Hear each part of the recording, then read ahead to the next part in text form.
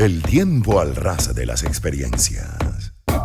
Con Albany Lozada y Unai Amenábar. Circuito Éxitos. 11:37 minutos de la mañana. Bueno, hoy hemos querido hablar acerca de los principios básicos de cualquier negociación a propósito de lo que está ocurriendo en España entre algunos partidos regionales y el gobierno central, lo que está ocurriendo entre Israel y Hamás, lo que está ocurriendo entre Ucrania y Rusia. Y es que a pesar de que en las guerras y las confrontaciones sociopolíticas las naciones suelen velar por sus intereses, muchas veces los bandos deben recurrir a pactos o negociaciones para poder avanzar y evitar así que el conflicto escale. Muchas veces esto también se hace para gestionar corredores humanitarios y garantizar que menos ciudadanos sean perjudicados. Un gran ejemplo de esos pactos son los ocurridos entre Israel y Hamás, Ucrania y Rusia, incluso en el propio seno del actual gobierno español. Para entender cómo funciona esto de las negociaciones, estos principios básicos, tenemos en línea telefónica para conversar con él y que nos aclare y nos dé luces en esta materia a Pablo Quintero. Él es consultor político, asesor en comunicaciones y socio director de Log Consultancy. Pablo, gracias por acompañarnos. Bienvenido a Agenda Éxitos. Te saludamos Albany Lozada y Unai Amenábar. ¿Cómo estás? Hola Pablo, bienvenido. Hola Albany, Unai, buenos días. Gracias por la invitación al programa. Encantado de recibirte y agradecidos de antemano que hayas aceptado la invitación, Pablo, porque, bueno, suceden muchos conflictos en todas partes del mundo, de todo tipo. Ya Unai hizo la introducción y me encantaría que comenzáramos reflexionando un poco acerca de la necesidad de la negociación para superar conflictos, para acabar con estas disputas que normalmente traen no solamente muertes, digamos en el peor de los casos, ¿no? Sino al final, como quien dice, ninguno de los países que está inmerso en estas discusiones, en estos problemas, gana absolutamente nada. Sí, correcto. Bueno, desde que existe la política, desde sus inicios, la negociación es un instrumento, es una herramienta que no puede ser ignorado por quienes hacen política, porque las dos visiones de la política, la visión de la paz y de la guerra, al final todo conlleva una negociación, un entendimiento. Y por supuesto que cada conflicto, como lo decía Unai, en España, en Rusia, con Ucrania, o en un conflicto, una controversia de larga data, como lo es el conflicto árabe con Palestina y Israel, precisamente, entre Hamás e Israel, es innegable la posibilidad de llevar a cabo negociaciones, sobre todo porque las nuevas reglas de las relaciones internacionales te obligan, los organismos internacionales te obligan a, de alguna manera, resolver por la vía diplomática este tipo de controversias y, por supuesto, también atender estos conflictos bélicos en el derecho internacional humanitario, que, de alguna manera, al final lo que busca es evitar la mayor cantidad de pérdidas humanas y tratar de alguna manera de solucionar o pacificar el conflicto. Sin duda, hay diversos estilos de negociación, inmediatos, progresivos, situacionales. También una negociación conlleva siempre, o desde el momento en que se inicia, en relaciones internacionales se estudia lo que se llama la mejor alternativa al acuerdo negociado. ¿Y esto qué significa? Es básicamente identificar claramente cuál es tu posición inicial antes de iniciar una negociación y verificar si esto termina estando peor o mejor a como estabas. Al final, todos los actores que se sientan en un proceso de negociación quieren estar en una posición de mayor ventaja a la que se sentaron. Evidentemente, en contextos de alta incertidumbre, como lo es una guerra, porque no es lo mismo una negociación política, por ejemplo, en el caso venezolano, a pesar de las condiciones que ya todos los conocemos, pero no es lo mismo una negociación en el plano venezolano, una negociación en el plano israelí-Hamás. Claro. Precisamente porque, bueno, hay muchísimas variables, hay disputas de territorio, hay víctimas, hay uso de armas, en algunos de los casos armas químicas, en otros no. Hay una variable también que es el terrorismo, que sin duda esto es algo bastante grave y está condenado por organismos internacionales, por instituciones y por supuesto estados que no reconocen también a Hamás o no reconocen incluso al Estado de Palestina. Entonces son muchas cosas que hay que atajar. Sin embargo, siempre, y bueno, por supuesto, vamos al plano español. España, una democracia, no hay guerra, pero la negociación, y esto es un aspecto muy importante, se da entre adversarios. Es decir, en una democracia no existen, o por lo menos la política no debe verse como enemigos o un conflicto existencial. Hay adversarios, no hay enemigos. Sí. Y los adversarios implican el reconocimiento del otro. Podemos tener diferencias, podemos tener ideologías distintas, pero no te voy a eliminar porque mi supervivencia no significa la eliminación tuya. ¿Qué es lo que pasa en tal caso con el conflicto israelí con Hamas, precisamente, y lo que ha ocurrido también, y vimos a lo largo de este año, entre Ucrania y Rusia? Claro. Ahora fíjate, ahí, bueno, uno, sin conocer demasiado de la materia, pero uno podría visorar que en un conflicto pasa igual un poco que como en un duelo, ¿no? Primero en una fase a lo mejor de negación, luego de rabia, luego de dolor, luego de tristeza, hasta que llegas al punto como de la aceptación de lo que está ocurriendo. No sé si en los procesos de negociación ocurre lo mismo. Evidentemente, tiene que pasarse por unos procesos, por unos pasos, ¿no? Igual que, no sé, tal vez en una pareja, tiene que darse la pelea para que vayamos a la reconciliación. Si pretendemos que nunca haya pelea, pues evidentemente ir directo a la negociación, a la reconciliación, digamos, sería como minutos. O sea, uno va por una serie de fases donde cada parte empieza a mostrar los dientes y empieza a hacer demostraciones de fuerza. En algunos casos, pues son cuestiones políticas, en otros casos, estas demostraciones de fuerza ha sido a cañonazos, pues, ha sido a ataques indiscriminados. Entonces, en estos conflictos que estamos hablando,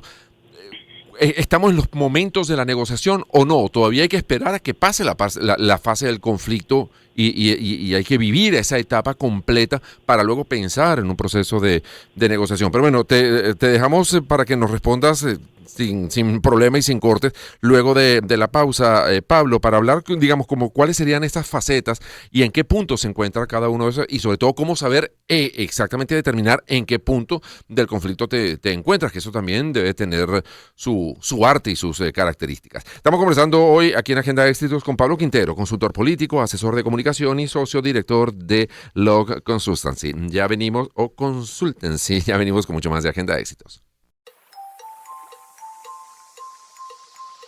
Espacios para convivir. Circuito Éxitos.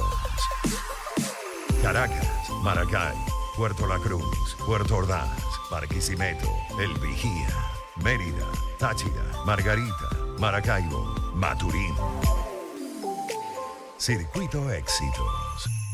Sonidos en primera fila.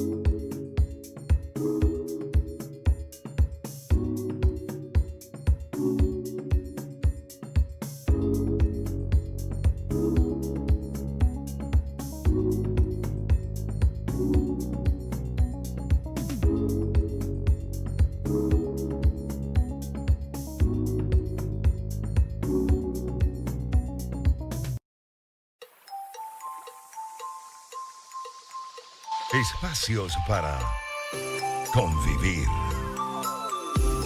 Circuito Éxitos. Caracas, Maracay, Puerto La Cruz, Puerto Ordaz, Barquisimeto, El Vigía, Mérida, Táchira, Margarita, Maracaibo, Maturín. Circuito Éxitos. Sonidos en primera fila.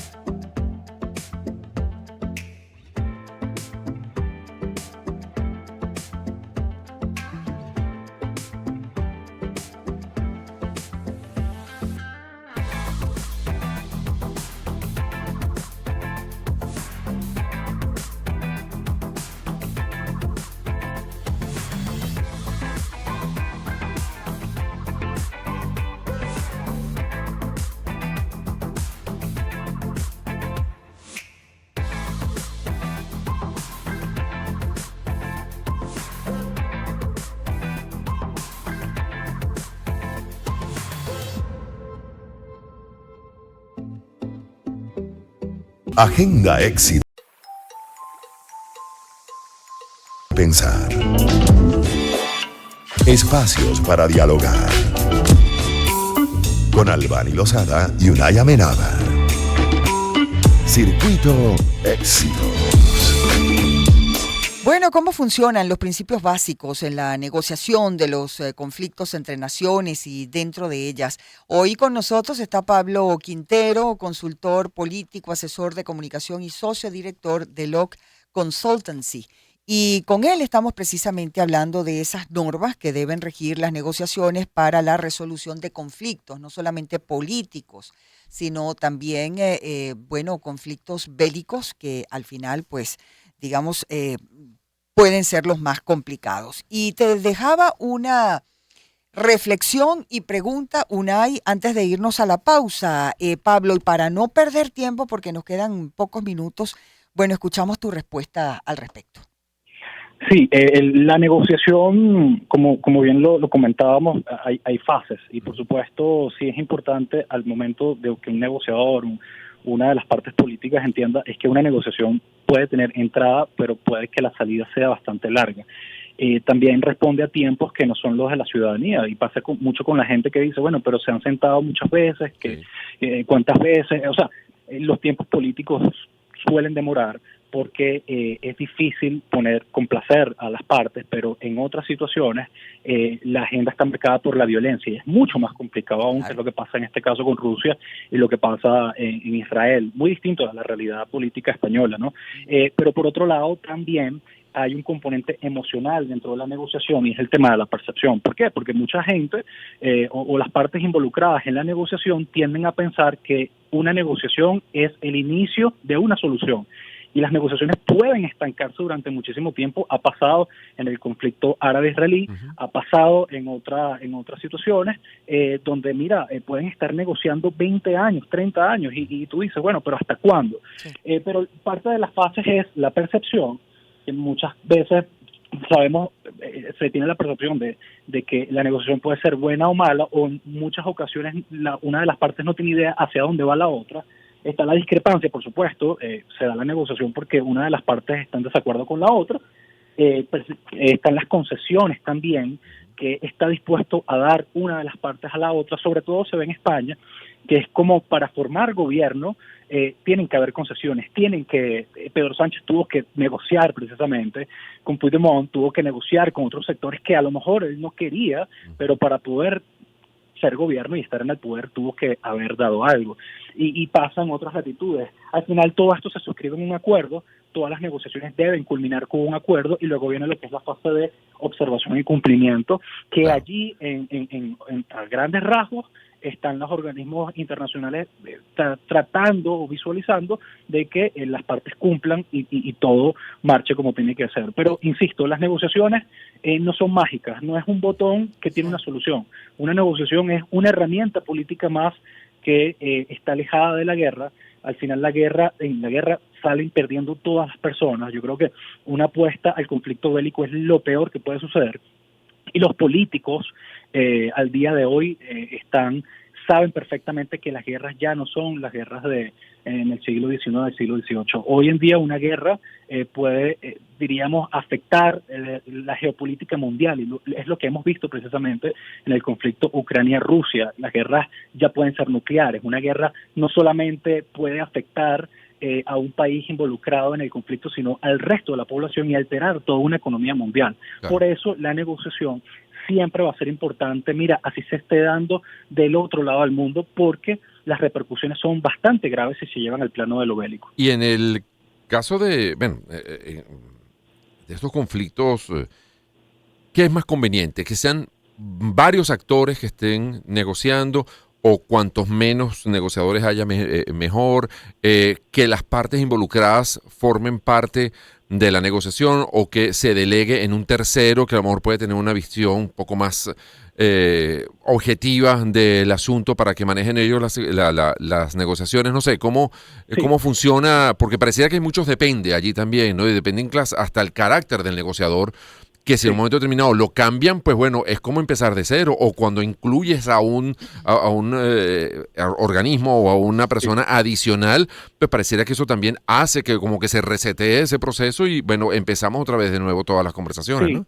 Sí, allí fíjate, el elemento quizás que puede más hacerle daño a una negociación no es la cantidad de actores que están sobre la mesa, sino es la mediatización de la negociación, y un elemento que se está trabajando mucho ahora, que es la posverdad, y cómo la opinión pública o las grandes corporaciones o medios de comunicación pueden alterar el curso de una negociación a través de fake news, de declaraciones falsas. Es decir, las negociaciones al día de hoy peligran más, no tanto por la emocionalidad de los actores que están sobre la mesa o las discrepancias, sino tal vez de esos actores que están fuera de la mesa de negociación, que pueden mediatizar tanto una conversación privada que pudieran hacerle muchísimo daño. O sea, que hay que tratar de mantenerlo lo más secreto posible. Por eso en muchos casos incluso se lo llevan, establecen los centros de negociación en un sitio distinto a donde está el conflicto. Sí, correcto.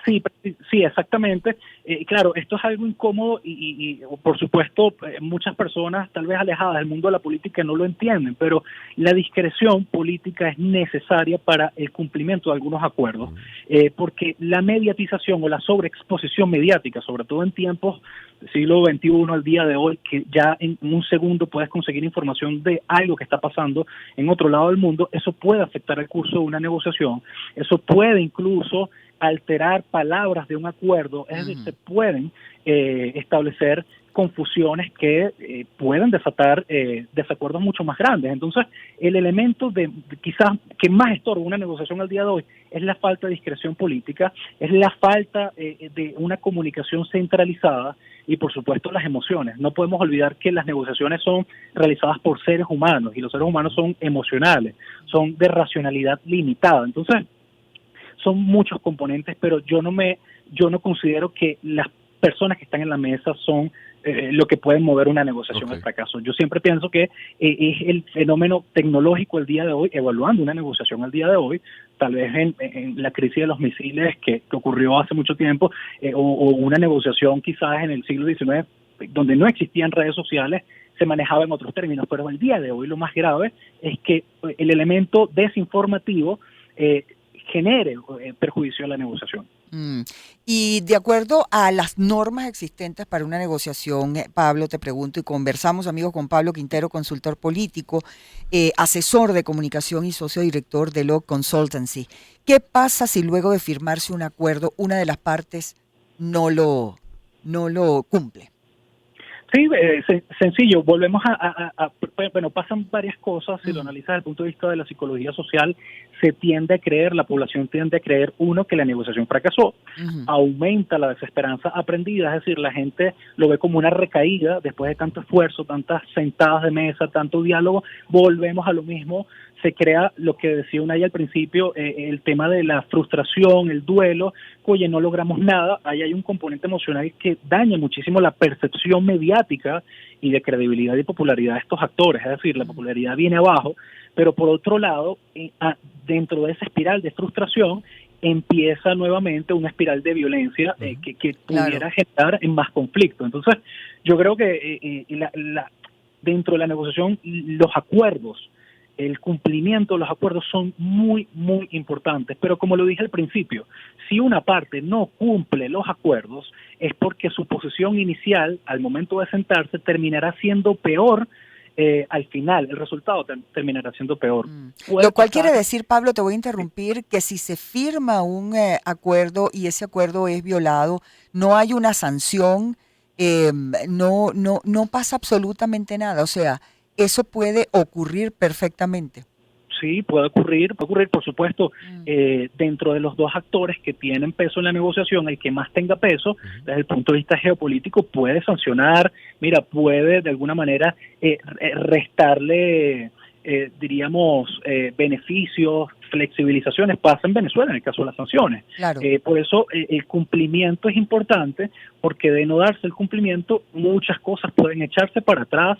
Y también hay que tomar en consideración lo siguiente: las negociaciones suelen ser temporales. El presidente que está negociando el día de hoy, voy al caso venezolano, puede que sea puede que cambie. En el caso de Estados Unidos, gana el presidente Trump, por poner un ejemplo, sí, y la negociación venezolana puede ir a otro rumbo, puede acabarse. Entonces, por eso la temporalidad es importante para el cumplimiento de los acuerdos, pero también es importante entender que en un mundo siglo XXI con tantas guerras, tanta desinformación, tantos desajustes macroeconómicos, muchas cosas pueden cambiar de la noche a la mañana. La gente está saturada desde el punto de vista emocional porque cada vez hay menos garantías al futuro y hay muchísima nostalgia al pasado. O sea, la gente ve el futuro con mucha desesperación porque ve que cada vez las negociaciones son más débiles, cada vez, como diría Zygmunt Bauman, vivimos tiempos líquidos, o sea, tiempos de grandes agitaciones, guerras que terminan sacando lo peor del ser humano y al final